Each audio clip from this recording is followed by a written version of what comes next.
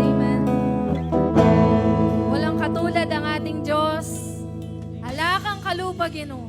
Amen. Hallelujah.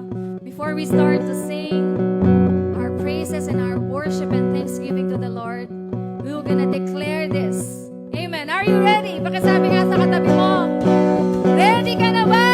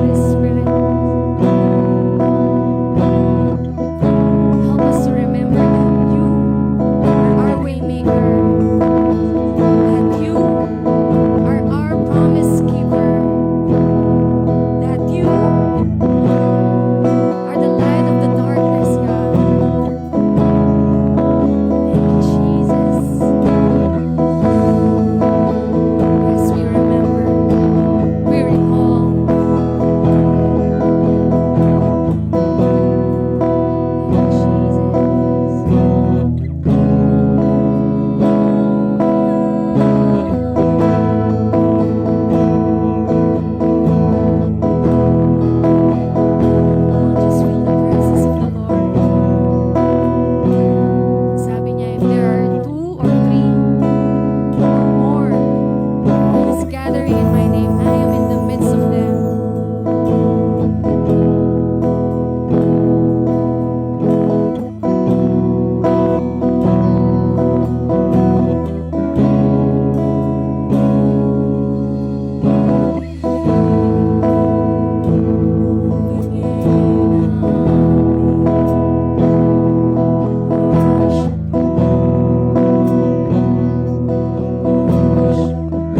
Yes, you are here.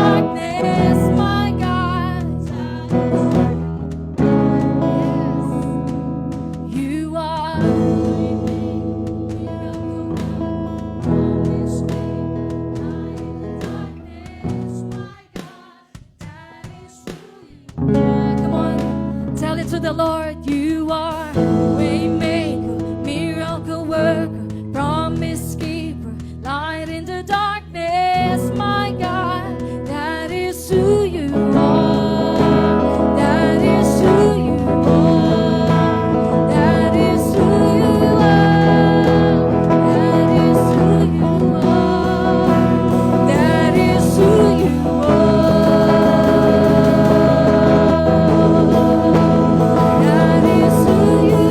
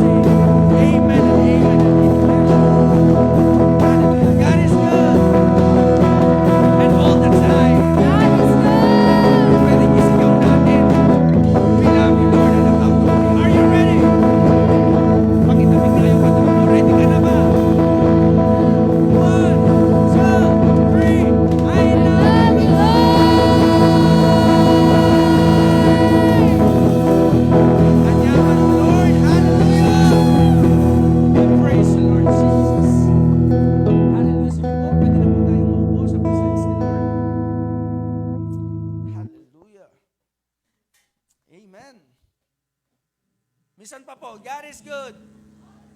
And all the time. Pwedeng palakpakan mo yung sarili mo dahil ikaw ay naririto ngayon. Ayan. Amen and amen. I know that you guys are excited for the Word of God. Kaya pakitanong muna, kalabitin mo muna yung katabi mo, excited ka na ba? Ayan. Kasi itutuloy lang po natin yung ating message last week. Amen? Yung ating series. So, pangalawang series na po ito, Conquering the Land. Let's open our Bible sa Exodus chapter 3, verse 16 to 17. Sige po, if you have your electronic Bible, you can open it. Basahin po natin sa Exodus chapter 3, verse 16 to 17. Ready na po ba kayo? Amen? Amen. So, andyan na po ba? Ayan. So, kaya palakpakan muna natin yung ating mga PA system network, something like that, ano man tawag sa kanila. Pwedeng palakpakan po natin sila. Come on. Kasi kung wala sila, wala rin tayong mababasa sa harap. Amen. Kaya maraming salamat po Ate Wilma and team. So Exodus chapter 3, verse 16 to 17. Ready? Amen? Sige po.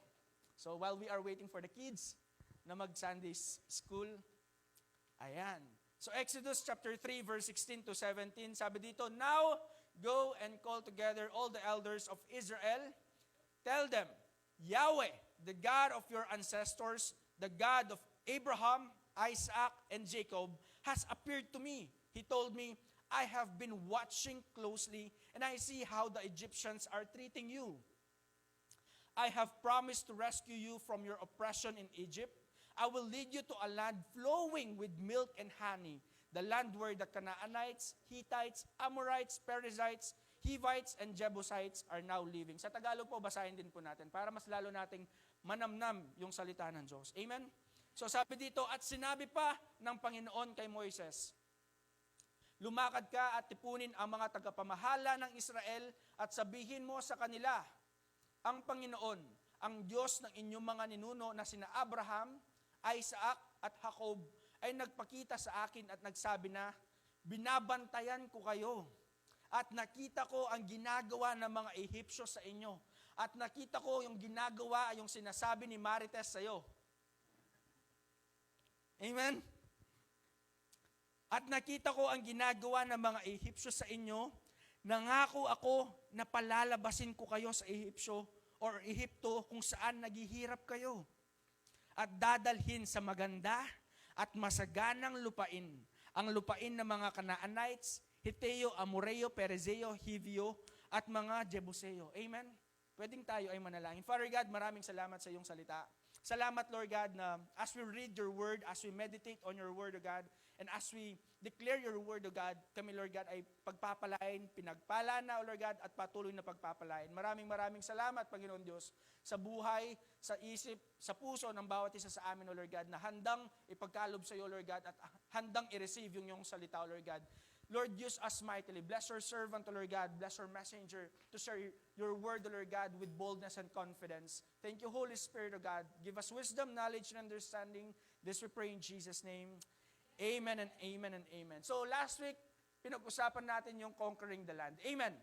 Sino po dito yung nandito nung last week? Pakitaas po yung kamay. Ayan, praise God, hindi tayo nag-absent ngayon. Amen. Kasi, sabi dito, conquest is equated into prosperity and ano po? Success.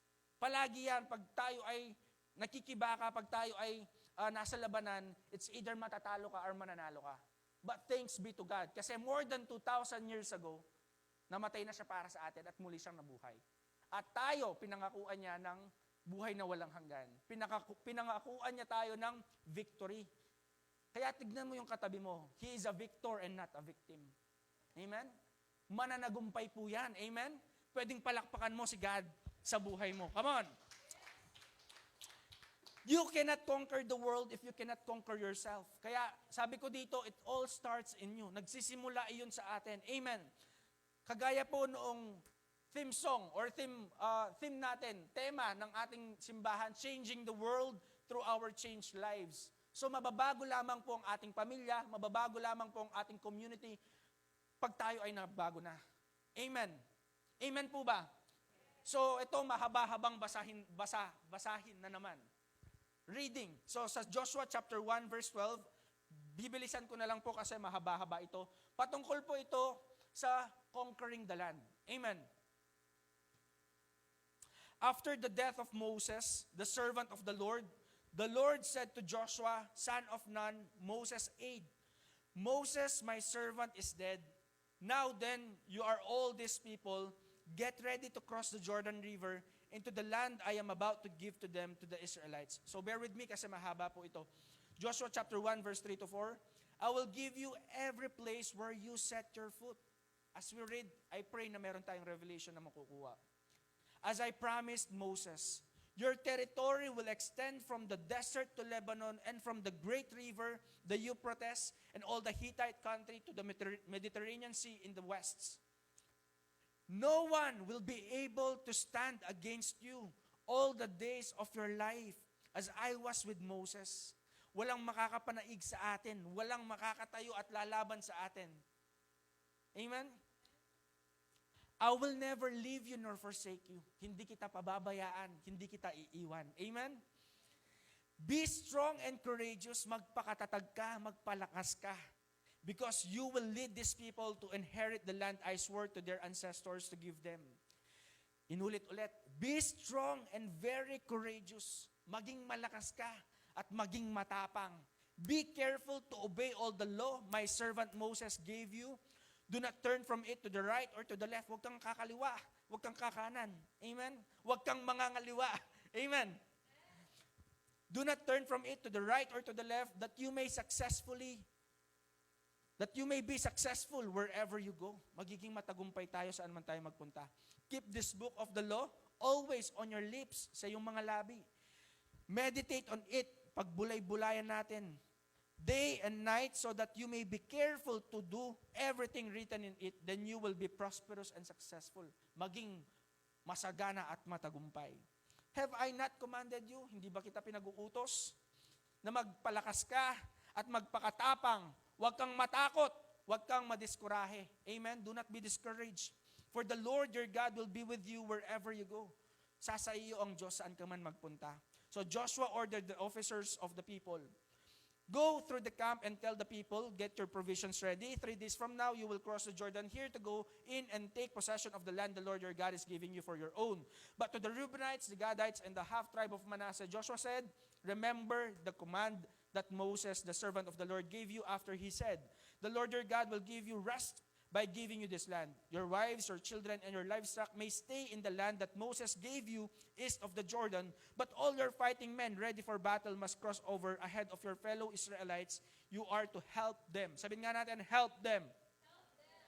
Verse 15 to 16, until the Lord gives them rest, as he has done for you, and until they too have taken possession of the land the Lord your God is giving them. After that, you may go back and occupy your own land, which Moses, the servant of the Lord, gave you, east of the Jordan toward the sunrise. Then they answered Joshua, whatever you have commanded us, na anuman ing pag-utos mo kaya kami, sunod kami, we will do. And na anuman ing paggawa mo kaya kami, nukarin mo kami man dala, wherever you send us, we will go. Punta kami.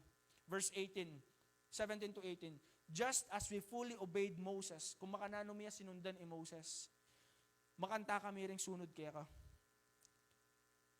Ay ni mo, ing kaya kaming pakisabi Moses. Or Joshua, sabi daw makanyan, only may the Lord your God be with you as he was with Moses. Whoever rebels against your word and does not obey it, whatever you may command them will be put to death. Only be strong and courageous. Tanong ko po sa inyo, ano kaya dito yung mga words, yung mga salita na paulit-ulit na binabanggit? Be strong, be courageous, prosperity and success, di ba? Amen? So, puntahan natin itong salitang be strong, be courageous, be ready to help. Amen? Puntahan po natin that one. For us to be prosperous and successful in our conquest, some things need to be done. Kinakailangan daw meron tayong gawin para tayo ay magtagumpay. Para tayo ay sumagana. Amen? Kaya palakpakan mo yung sarili mo kasi the moment na nandito ka ngayon, isa ka ng mananagumpay. Amen? Ang daming opportunity po na umalis tayo, magbakasyon tayo, magpalamig tayo sa SM. Di ba? Hello? O kaya pumunta tayo dun sa mga gatherings ng mga politicians, pero still, nagpunta tayo dito para papurihan at pasalamatan ng ating Diyos. Amen? Kaya, congratulations, you conquer yourself. Napagtagumpayan mo yung sarili mo. Amen? Hindi ka nagtamad-tamaran. Today, I don't feel like doing anything. Na. Di ba? Yung bang kanta ni, pangalan nun? Bruno Mars. Yung, ala akong balak gawan. Bisa ako mong marate, kaya ka na akong higaan. Hello? Pero thank God, you are successful in conquering yourself. So number 1 na kailangan natin gawin para tayo ay patuloy at manatiling prosperous and successful, kinakailangan maging tayong malakas. Sabihin nga natin, be strong. Lakas po natin, be strong. Yan, thank you po. Be strong mentally like King Solomon. Sino po ba si King Solomon? By the way, church, King Solomon, siya lamang po naman, nung panahon niya, ang pinakamayaman at pinakamatalinong hari sa kanyang panahon. Amen? So kung papaano daw naging mentally strong si King Solomon, bakit? Papaano nga ba siya naging mentally strong? Kasi noong binigyan siya ng pagkakataon ni Lord, no, sabi niya gano'n, o sige, Solomon, ibiya ko ngan kaya ka, nano maning anyawaran mo, sabi ng makanyang God kayo. Pero, bali po church, inyad na pong King Solomon ali kayamanan. Na po inyad ing bansang Pilipinas, ing bansang Israel, or nukaring bansa, inyad na po ing katalinuhan. Amen? Pagkakataon nito. Naalala ko lang po yung kwento ng aking asawa patungkol kay Bill Gates. Kilala niyo po ba si Bill Gates? Hello? Kilala niyo po si Microsoft? So, meron pong pagkakataon na yung interviewer, tinanong siya, Bill Gates, ganito ganyan, bakit ka naging mayaman? Bakit ka naging ganito? Sabi niya ganon. Bakit napakakwalta mo? Sabi niya makanyan. So, bakit ang yaman-yaman mo? Sa buong mundo, ikaw yung pinakamayaman, sabing ganon. Hindi siya totally nag-response. Meron siyang pinagawa. Tinawagan yung assistant niya, Kenny Kapen, anong makanyan? Kayang pangakapampangan, muntaan na kapin, Kenny. Antitang, checky kuha ng makanyan. So, inilabas yung checky niya, nagsulat siya, sinulat niya yung pangalan niya. So, Bill Gates. Sinulat niya yung date dun sa cheque. Kasi, name, date, tapos amount, tapos yung words sa cheque, di ba? Ng amounts. So, sabing ganun dun sa interviewer, pinirat na eh. Ano po to? Anong makanyan ng interviewer? Sulat mo kung anong amount ang gusto mo dyan. Nagtaka itong interviewer, ay hindi ko po matatanggap yan. Sa inyo po yan. Interviewer lang po ako. Ayan, sabi niya ganon. Ganyan na ganyan, sabi niya ganon. Kaya ako, yumaman, hindi ko pinapalagpas yung opportunity. Amen? Imagine, binigyan na siya ng cheque. Pwede niyang isulat doon $100 million. Pero tinanggihan niya. Kaya praise God, nandito ka ngayon. Amen? Yung opportunity na marinig mo itong salita ng Diyos ay higit pa sa $100 million. Amen? Kasi pang eternity, yung ating matatanggap. Amen po ba? Amen. So be strong mentally. Kinakailangan maging kang matalino. Yung pag dumating na yung teacher sa school, yung mga kabataan dito, di ba? Yung palagi kang nagtataas ng kamay pagkatapos magtataka yung teacher mo, katalino na naman yung anak kayo ni. Turo mo na akong umuwi ka ng kini. Di ba? Kasi train ka mentally. Amen. Pangalawa, be strong physically. Like Solomon. Ikityep or Samson. Ikityep po yung picture, Ken? Samson. Imagine, iya mo po yung may kapagbuwol. Kitang pillars na ning temple. Be strong physically like Samson. Amen?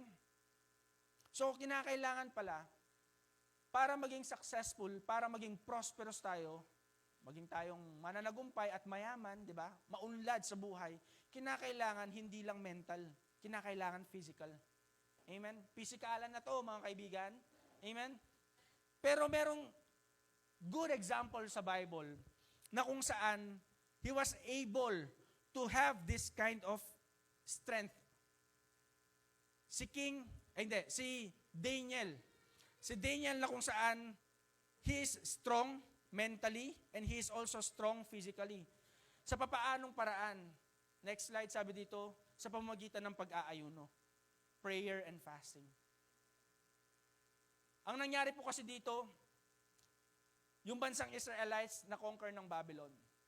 So, pinagsabihan yung hari na ganito, ganyan, maghanap kayo ng mga Israelites na kung saan maglilingkod sila sa akin. Ang gawin nyo, ganito, 3 years nyo silang aalagaan, iingatan, pakakainin, ititrain for 3 years. Biyayungan, gana-gana karela. Para pag may lingkod na lang ako, matalino la, malakas la, masigasig la. Amen? Pero, may bagabagay Daniel. Ang po pa rin kayang kaluguran. Sabi ng mga kanyan, miya po pwedeng kanan, ing pamangan na ning hari. Kasi makalugod kang apong ginuya na ng mga yan. Sabi ng mga kanining Daniel, subukan mo kami. For 10 days, mo kami pamangan na ning hari. Pakanmumugya kami is prutas, gule. Ita mo, ang papang danom, syempre, puta mabakanal kami. Ngayon may area po yung 10 days. Megtakay itang magbante karelo. Baloy po ng mga nyan. Pag pagbigyan da kayo kiniya ng mga nyan, patay na ako ning hari. Kasi pinag-utos na ning hari, dapat alagaan kayo eh. Nung gulay po pang prutas sa mo, pimbiya ko kayo, manghina kayo. Tumamlay kayo. Maging kayong pasas. Hindi ubas. Di ba? Pero sabi niya, Ali, test mo kami. Kaya, on that day, dun sa 10th day, mas malakas, mas matalino yung mga anak ng Diyos. Amen? Sabi dito sa Daniel chapter 1, verse 15, at the end of the 10 days, Daniel and his 3 friends looked healthier and better nourished than young men who had been eating the food assigned by the king. Amen? Kaya kung ka man mamangan McDonald's, kaya yan. Amen? Kasi mas healthier yung kakanan mo kayong bale. Itang lutong manyaman ng mother. Amen? Kaya palakpakan tala po ng bawat mothers, Kenny. Praise God. So, tignan lang po natin dito yung kahalagahan noong prayer and fasting. Sabi dito, Daniel and his friends are more healthier. Mas masigasig, mas malakas, mas malusog kumpara karetang mamangang steak na ning hari. Mamangang wine na ning hari. Amen? Next slide, Daniel chapter 1 verse 19 to 20. The king talked with them and no one impressed him as much as Daniel. Wow. Alang megpa mangha kang hari, maliban kang Daniel ang po parang kayang kaluguran. So they entered the royal service. Whenever the king consulted them in any matter requiring wisdom and balanced judgment, he found them 10 times. Sabihin nga natin, 10 times. Ayan. Gusto mong mapagpala, gusto mong lumakas, mentally, physically, mag-ayuno tayo. Amen? Prayer and fasting, napakahalaga. Pero hindi po yan ang pinaka-focus ko dito. Ang pinaka-focus ko dito is tayo mismo. Merong mangyari sa buhay natin. Amen? Kagaya ni Daniel. Amen po ba? He found them 10 times more capable than any of the magicians and enchanters in his entire kingdom. Buri nang sabihan, nung kiyang loto, may niyang 10 million, Nung itang kay mo kiyang loto is 1 million, pero iya may niyang 10 million. Hello? Kaya, napaka the best pag meron kang ginagawa sa buhay mo for the glory of God. Amen? Kaya yung pag-church natin, yung pag-life group natin, isang bagay na po yan na nakapagluluwalhati sa ating Diyos. Amen? Pangalawa po, para maging tayong prosperous and successful, na paulit na sinasabi sa Joshua, be very courageous, maging tayong matapang. Hindi lamang po pwedeng malakas ka. Hello? Andyang masikan kapin, madagol ka katawan, pero bahag naman ang buntot mo. Hello? Tignan po natin yung example sa be very courageous, kagaya ni David. Sabihin nga natin, David. Titignan niyo po yung picture dyan. Si David, nakikipaglaban siya sa mga Philistines, at hindi lamang po sa Philistines. Isang pinakamalaking warrior na si Goliath. Hello? Sabi po ng storya dito, nano anang makanyan Goliath? Makipaglaban ko kaya kayo, anang makanyan ka ng Israelites? Ing harap yumo ka na ako, ing puputsuging anak ayan. Aso ko ba? Para harapan ine, anang makanyan. Para paglabanan ing milaban kami at magduelo. Sabi ng makanyan David replied to the Philistines, "You come to me with sword, spear, and javelin, but I come to you in the name of the Lord of heaven's army, the God of the armies of Israel, whom you have defiled. Today," sabi nga natin, today, "the Lord will conquer you, and I will kill you and cut off your head, and then I will give the dead bodies of your men to the birds and wild animals. And the whole world will know that there is a God in Israel. And everyone assembled here will know that the Lord rescues His people, but not with swords and spear. This is the Lord's battle, and He will give you to us." Amen? Imagine, itang puputsuging anak, minarap niya kang pinakamalakas, pinakamasigasig, pinakamatapang, a warrior na ning Philistines. Balo mo, sasabi kang aso ka, pinana siguro yan eh. Kasi, magdala kang sibat, magdala kang sandata, kung magdala ko mong swing, ang popong bato. Amen? Matay na kang Lord. Hello? So, nung ikatamo, masikantamo mong kalupa ng Goliath, alata mong courage, kalupa ng David, alaya rin pong kwenta ito. Amen? Kinakailangan maging tayong matapang. Hakbangan na natin ang dapat pinapahakbang ni Lord. Amen? Amen? So kung pinapahakbang ka ni Lord sa Northville para mag-open ng life group, hakbangan mo. Pinapahakbang ka ni Lord na mag-open ka ng life group sa Baliti, hakbangan na natin. Amen? Maging tayong good example for God's kingdom. Amen po ba? Amen. Kagaya rin po ni Queen Esther. Ito, magandang example din po ito. Sa mga lalong-lalo na po sa mga kababaihan, na kung saan pinag-uusapan po dito yung life and death, buhay at kamatayan na po ang pinag-uusapan dito. Na kung saan si Haman, pinag-uutos niya, talagang buri nila pong papaten, pawala, nanungas kanina, maglahong parang bula yung mga Israelites. Kaya sabi ni Queen Esther, "Go and gather together all the Jews of Susa and fast for me." Mag-ayuno kayo para sa akin. Huwag kayong kakain ng anumang pagkain. Mag-ayuno lang kayo, manalangin kayo. "Do not eat or drink for 3 days, night or day. My maids and I will do the same. And then, though it is against the law, I will go in to see the king. If I must die, I must die." Imagine life and death na po ang pinag-uusapan. Pero sabi niya ganon, para sa aking bayan, gagawin ko ito. Mag-aayuno kami, ako at ang aking mga yaya, alagad. Kayo din, mag-ayuno din kayo. Para pagharap ko sa hari, hindi ako papatayin ng hari. Kasi bawal pong humarap ang isang reyna sa harapan ng hari kung hindi siya pinapatawag eh. Amen? Pero ginawa niya po iyon. Life and death. Ikatamo, sabi ng Lord, pag-framing kaya kang kapatid, anong makanyan? Ay Lord, ako, pwedeng ipastor? Hello? Punta lang niya itang masakit kita. Kita yung bandang masulok, banda ka rin. Ay Lord, ikame? Pwedeng din na Ate Wilma? Di ba? Hello? Kenny, pisasabihan, buhay at saka kamatayan na. Yun, sabi ni Lord, puntahan mo lang sila para makakilala sila sa'yo. Ay, sa akin, sabi ni Lord. Di ba? Para makakilala sila na mayroong Diyos na tagapagligtas. Amen? Huwag tayong matakot. So kung si David, na bata pa lamang po, hinarap niya yung kanyang Goliath. Kung si Queen Esther, na takot na baka mamatay na siya, ginawa niya pa rin. Amen? Maging tayong matapang, malakas at matapang. Pangatlo, be ready. Sabihin mo, I am ready. Mukhang hindi kayo ready. Sabihin mo nga ulit, I am ready. Ayan, be ready like Noah. Ano po ba yung ginawa ni Noah? Nung panahon po kasi niya, lahat ng tao sa mundo, makasalanan.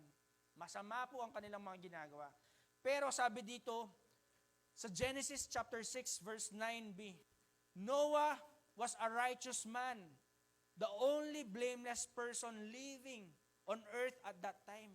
Alaya pong kasalanan gagawan, alayang kasamaan nagagawan. And he walked in close relationship with God. Kaya ni God, sabi ng makanyang Kenny. Kaya sinabi ng Lord, Noah, makanining aldo, gunawan kay ing mundo. Kaya pamamagitan na ning ulan na ng makanyan. Kaya dapat gawan mo makanini. Para maligtas ka, ika ang popeng kaya kang sambayanan, kailangan mong sumunod. Kailangan mong maggawang maragul arko.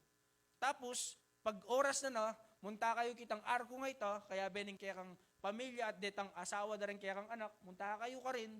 Tapos, bawat paris na ning hayop, papunta lang mula rin ka rin. So sabi dito sa verse 6, or verse 22 ng chapter 6, Noah did everything just as God commanded him. So burin ng sabihan, andyang enabalong Noah makanano yung ulan, kasi ala pa man pong ulan kanta eh. Andyang enabalong makanano yung arko or barko, sinunod yun pa rin kang Lord. Amen? He is ready to obey the Lord. Ang tanong, ikaw ready ka ba? Come on. Ang tanong, ready ba ako?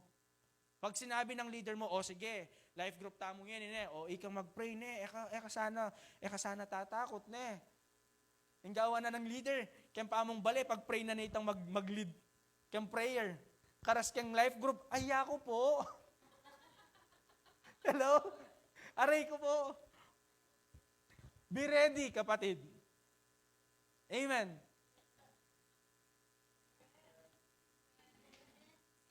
Be ready. Mag-pray ka mo po Magpe-pray lang po tayo. Hindi ba po tayo mag-share ng word? Magpe-pray lang. Magpapasalamat lang tayo kay Lord. Be ready. Be ready. Amen. Mga patula ko mo po kasi talaga yan Kasi prayer ya mo, pero ko. Pwedeng ingasawa ko na mo. Pwedeng kuya makaninin na mo. Di ba? Pero sabi ni Lord, si Joshua, be ready. Sabi niya ganon. Kay Noah, be ready. At next, sino pang nag-ready? Si Mary. Amen? Amen po ba? Ano bang ginawa ni Mary? Sabi dito, si Mary, sa Luke chapter 1 verse 35, 37 and 38, the angel replied, the Holy Spirit will come upon you, and the power of the Most High will overshadow you, so the Holy One to be born will be called the Son of God. For no word from God will ever fail. I am the Lord's servant. Mary answered, may it happen to me according to your word. At that time po, nung panahon po ni Mary, pag hindi pa po kayo kasal at nabuntis ka, papatayin ka. Hello? Dito, dumating yung angel of God, sinabihan si Mary, Mary, kaya makanining aldo, mabuktot ka na. Okay? So mga 3 months na kasiguro kanta, bandang July 2022, ano ba yan? Hello? So, Kenny, sabi ng Mary, makanano kaya ang mangyari ito? Kukumputan na kami man magsiping ning kana akong maging asawa, Joseph at that time. Kami pa man kasal. Mangyari kanyan, pag may buktot ko, kami pa kasal, sabihan da rin ang alawang tao, isa akong di ba? So, papatayin nila ako. Ano kayang mangyayari sa akin? Pero sabi niya ganito, sige po, I am Lord's servant. Ako ay tagapaglingkod ng Diyos. Mangyari ang anumang dapat mangyari. Amen? Mary, despite na buhay din at kamatayan ang pinag-uusapan dito, he is ready to obey the Lord. Amen? So ang tanong, ready ka na ba? Ready na po ba tayo? Ready na. Sabi ng Lord, yayaman ka. Magbukas ka lang ng business, yayaman ka. Lord, baka na ano ito? Madalas pag utangan ako ng kapitbahay ko. Madalas makanini, Lord. Magtaka ako, Lord, makanano kang pagumpisan kasi na ako mambiyasang math, na ako mambiyasa kang business. Sabi ng Lord, yayaman ka, uunlad ka pag nag-business ka.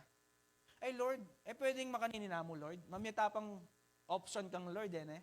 Pero Kenny sabi na, be ready. Maging handa ka. Kaya ang ganda nung theme song, hindi theme song, tema noong GMA 7, I am ready. Sa sakuna, kalamidad, di ba? I am ready. Amen. Next po, ng I am ready. Para maging tayong prosperous and successful, number 4, be helpful. Ayan. Kung mabilis ata ako ngayon. Okay lang yan. Be helpful. Kagaya ni Jonah. Sabihin nga natin, Jonah. Ito po, ang kwentong ito, sinabihan po si Jonah ng Panginoon. Jonah, puntalan mo yung bansang Ninive. Or, hindi pa siya bansa nun eh. Lugar lang siya, city. Puntalan mo kasi, papatayin ko lahat sila. Pag hindi sila nagbago. Makasalanan kasi sila eh. Sabi ni Jonah, Lord, ba't ako?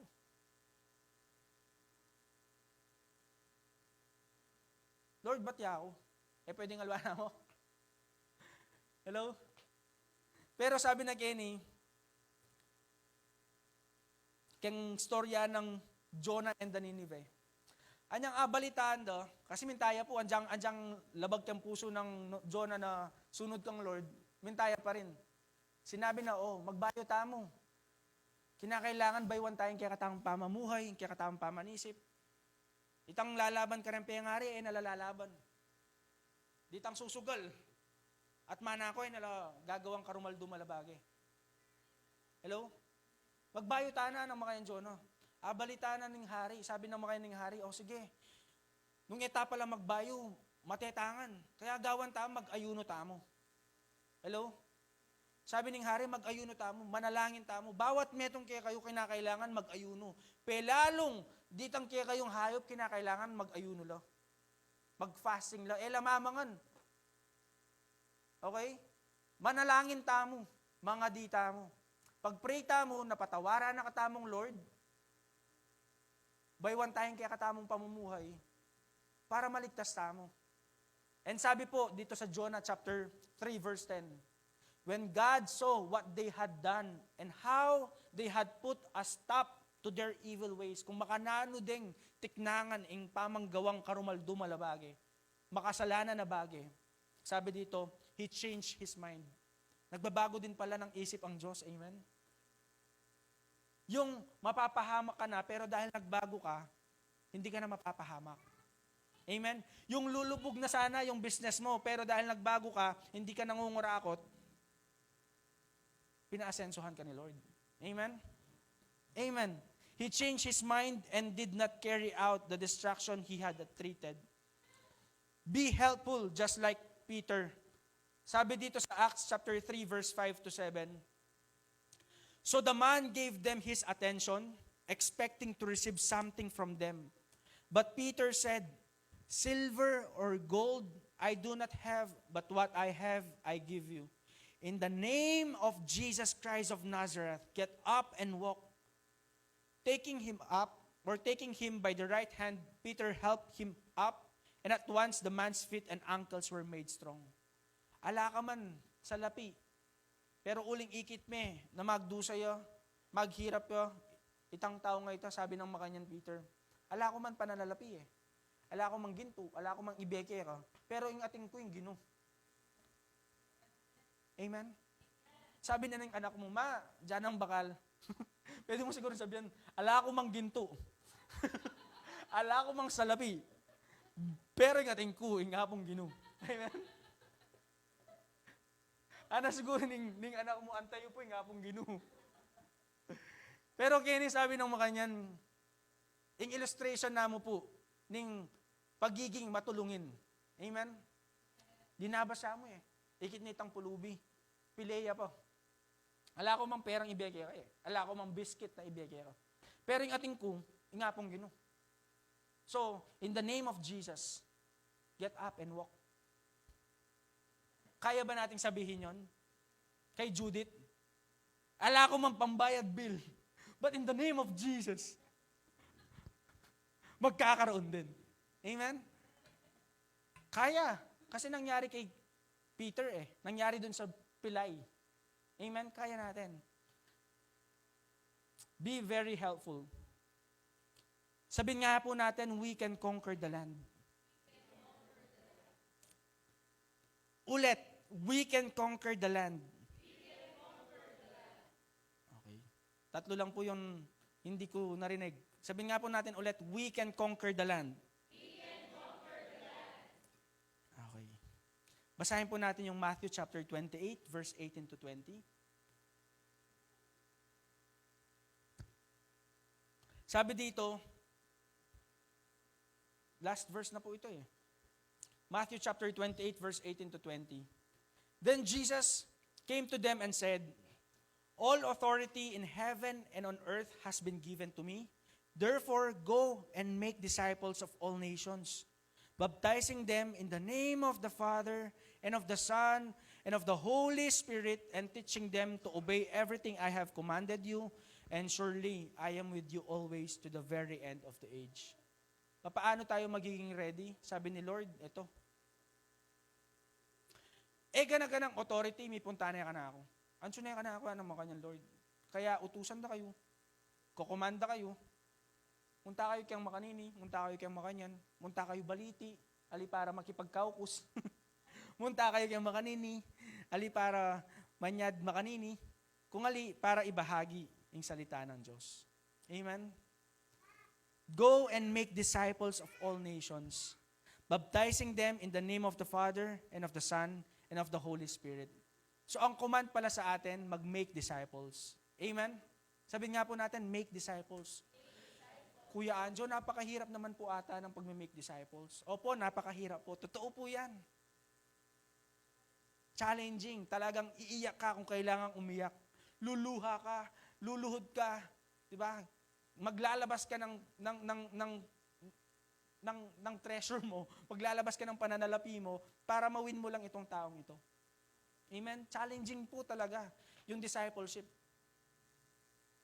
Pero sabi ni Lord, ito ang maganda, sigurado sasamahan kita saan mang lupalop ng mundo.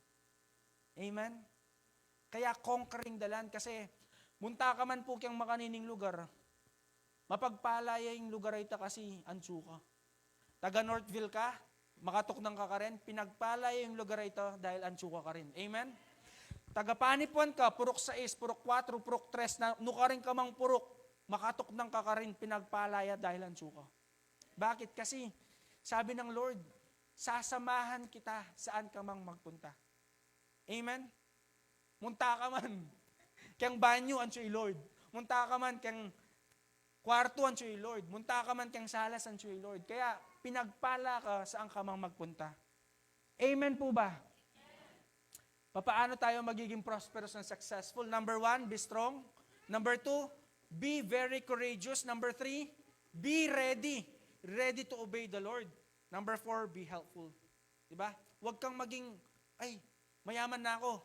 Pwede na ako magpahinga. Hindi, sabi ni Lord, tumulong ka. Amen? Tumulong tayo. Merong gawain sa church, pag-aayos ng upuan, o sige, tulong tayo. Merong pag-aayos ng communion, o sige, Kuya Pog, siya ako na mo kitang pamanyang cup juice na eh. Ang popay tang pamamutot, daretang biskwit, yako na mo, kaya pamaglagay kitang lalagyan, yako na mo. O, Kuya Abe, yako na mo itang mamalis kang church na eh. Hello, nagiging magaan yung trabaho pag tayo ay sama-sama. Nagiging maunlad ang bansang Pilipinas pag tayo ay nagkaisa. Amen? So, yung tunay na pagbabago ay talagang magsisimula sa atin. I just remember yung salitang authority. Meron kasing taga DENR, Department of Environment and Natural Resources, na nagpunta sa isang bukid. Sinabihan yung farmer, sabing ganito, Farmer, I came here in the name of DENR. Sabing ganon. Sabi, bakit? Ano makanyan? Kailangan kong mag-imbestiga sa lupain mo. Sabing ganon. Ha? Bakit? Sabing ganon. Ito, meron akong authority from DENR. Okay? So, sabi niya ganon. Ha? So, dahil meron siyang pinakitang authority, pumasok siya. Nilagay yung instrument. And then, nung pagkalagay yung instrument, meron siyang naririnig. Dugudug, dugudug, dugudug, dugudug, dugudug. Napatingin siyang ganon. Yung mga bull, yung mga malalaking baka na merong sungay na malaki. Tumatakbo, papalapit sa kanya. And then ang ginawa niya, tumakbo din siya, papalayo. Tinawag niya yung farmer, farmer, help me, sabi ganon. Sabi nung farmer, show the paper. Ay, hindi nakuha yung joke. Kasi sabi nung DNR, I have the authority. Pinakita yung papel. Okay? Pero sabi nung farmer, sige, dahil authority ka, ayan na yung mga baka, pakita mo yung papel. Hello? So, si Lord, yung authority and power, nasa Kanya na. Amen? So, meron siyang kapangyarihan. Yung DNR, wala siyang kapangyarihan. Meron lang siyang authority. But thanks be to God, Jesus has power and He has authority.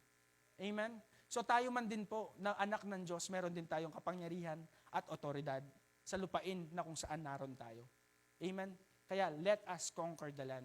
Kung nasaan ka man, let us shine for Jesus. Amen? Amen? Taga San Fernando ko, pag maragul ko, kaya ipanalangin King San Fernando. Taga Pampanga ko, pag maragul ko, Kapampangan ko, ipanalangin King Pampanga. Amen? So this is our time, this is our moment to pray and intercede. Ipanalangin at igaga tayo ang kikatang bansa para kang Lord. Malapit niya po yung election, malapit niya po yung daratang pamanungkulan dareng bayong liderato. So this is our time, this is our moment to pray and intercede. Amen po ba? Sasamahan niyo po ba kami sa pananalangin, sa pag-aayuno? Sasamahan niyo po ba kami sa pinapagawa ni Lord? Na go and make disciples of all the nations. Hindi lamang po sina Ate Wilma, sina Ate Cha, sina Kuya Abe, sina Kuya Pogs ang mag-share ng Word of God. Hindi lamang po sina Dad at Mamila. Bawat isa kailangan tayong maging bahagi. Amen po ba? Simple lamang po. Sabihin mo, dati akong ganito, binago ni Lord, at ngayon gusto ko rin makita yung pagbabago sa buhay. Kung gusto mo, pwede kitang samahan, manalangin. Ipapakilala ko sa iyo si Jesus. Amen? Simple lamang po. Huwag po nating pakahirap. Kasi sinabi ng Lord, all authority in heaven and on earth has been given to me. Meron na akong kapangyarihan, meron na akong autoridad, sabi ni Lord. Kaya binibigay ko sa inyo. Amen? Gawin natin. Let us be strong. Let us be very courageous. Let us be ready. And let us always willing to help. Amen? Tayo po tayong lahat.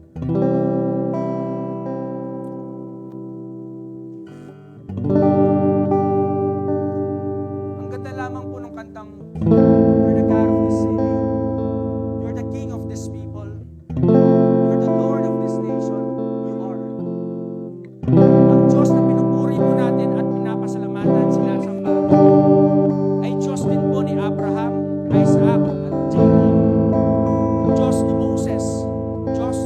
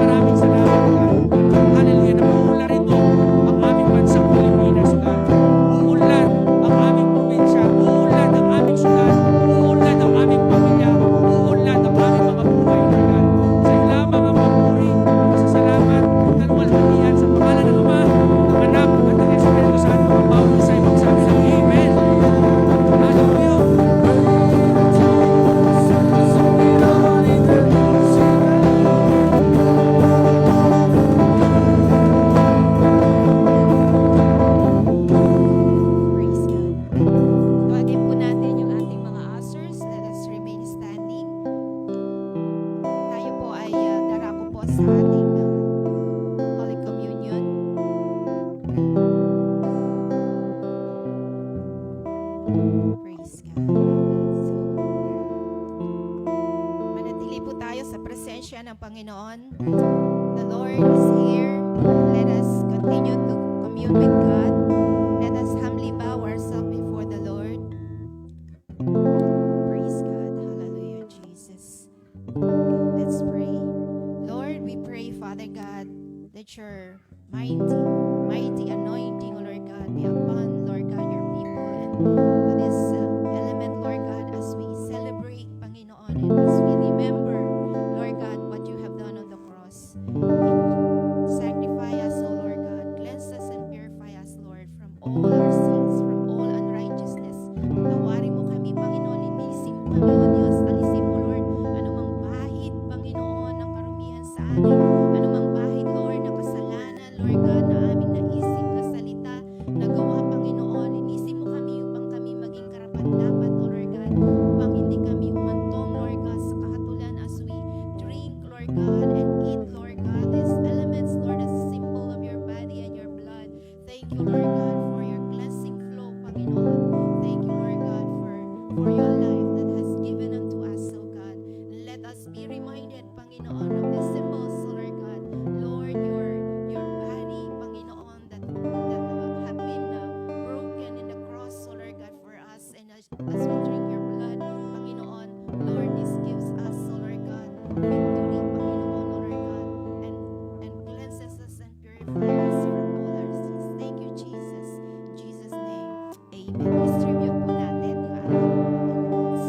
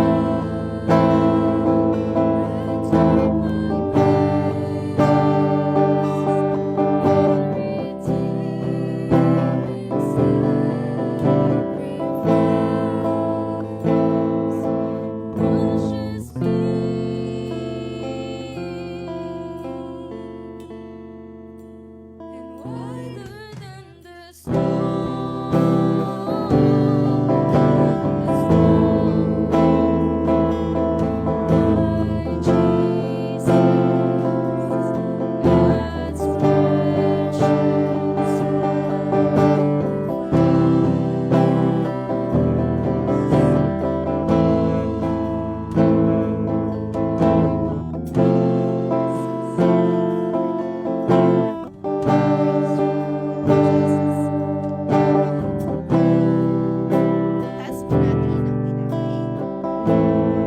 Sapagkat tinanggap ko sa Panginoon ang ibinibigay ko naman sa inyo ng ang Panginoong Jesus.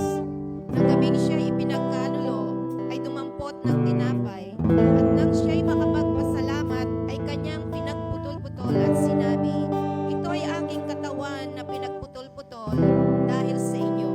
Gawin ninyo ito bilang pag-alaala sa akin." Subo po natin.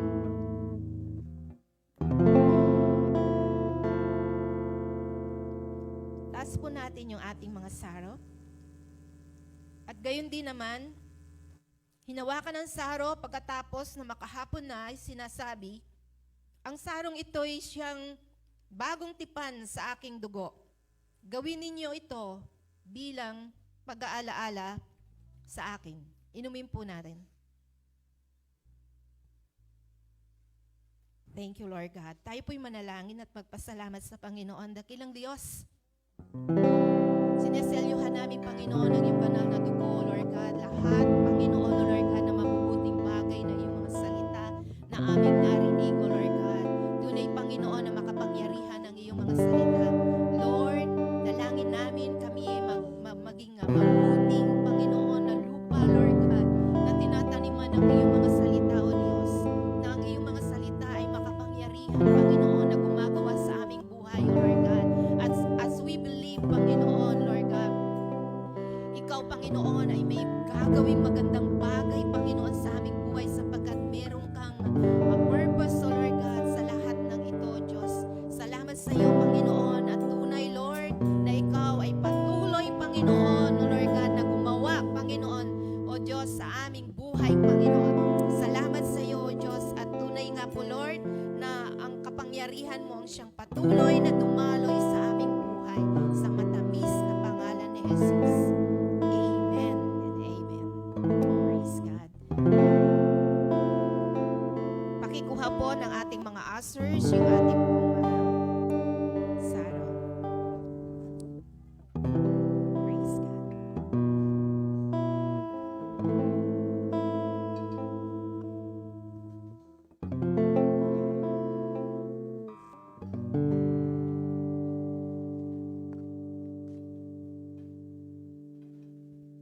Ayan, good morning po sa ating lahat.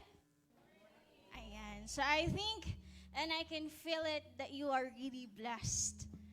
Am I right? So not just financially, but at the same time, it's also every day in our spirituality po, no? Kasi if we are blessed with our spirituality, everything will follow talaga. If we really obey God in our lives, hindi hayaan ni God na overtaken natin siya sa goodness natin. So si God, higitan niya yung kabutihan na meron tayo. Amen? Amen. So, dumako na po tayo sa ating tithes and offering. So, let's give a verse from God sa Kawikaan 11, verses 24 through 25. So, ang sabi dito, handa na po ba? So, tanungin na ang katabi, handa ka na bang mag-bless? At handa ka na bang mag-bless? Amen. So, sa 24, sabi niyang ganyan, ang mga taong mapagbigay ay lalong yumayaman. So, sino dito ang mapagbigay? Pakitaas nga ang kamay. Ayan, mga mayayaman yung mga yan. Okay? Sa mga taong mapagbigay ay lalong yumayaman. Ngunit ang mga taong sakim ay hahantong sa kahirapan. Ang taong mapagbigay ang magtatagumpay sa buhay. Ang taong tumutulong ay tiyak na tutulungan. And at the same time, alam naman natin, if ang tao ay hindi mapagbigay, is laging tikom ang mga kamay nila. Tama po ba? Ang ibig sabihin, laging nakasara, ayaw maglabas.